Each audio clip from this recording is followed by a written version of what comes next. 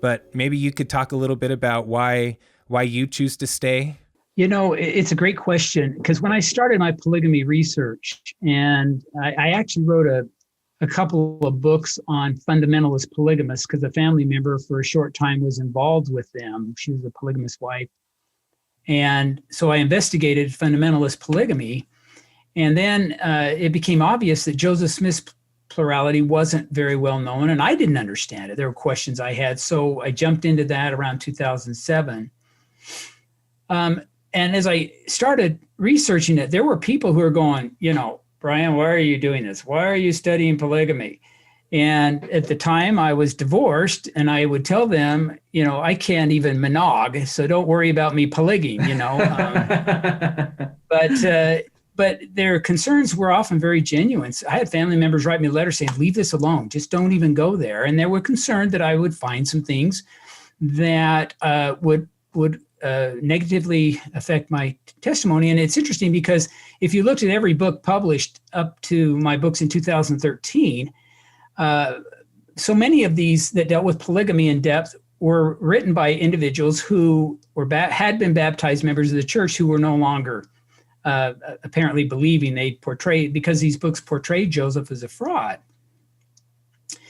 And so there was reasons to be concerned. But the one thing, and I don't want to, people who want to hear about polygamy may not like me telling them why, but the reason that I wasn't overly concerned had to do with the Book of Mormon. And you just mentioned this.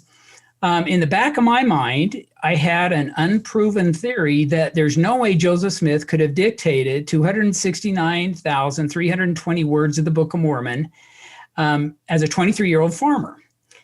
And I just believed that, didn't know what to, you know, I just thought he started as a prophet in 1829.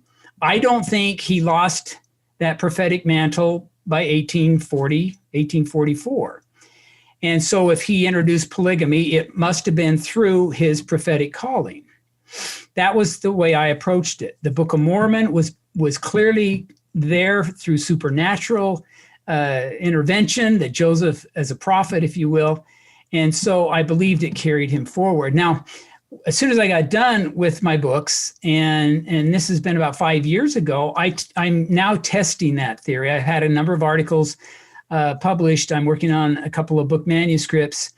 But again, I am convinced even more. What Joseph did is he dictated nearly 7,000 very long sentences. They're almost 40 words each on average. And most fiction books are 10 to 15 words per sentence. These are 40-word sentences, almost 7,000 of them dictated in a row that were so refined they didn't need to resequence a single one before publication.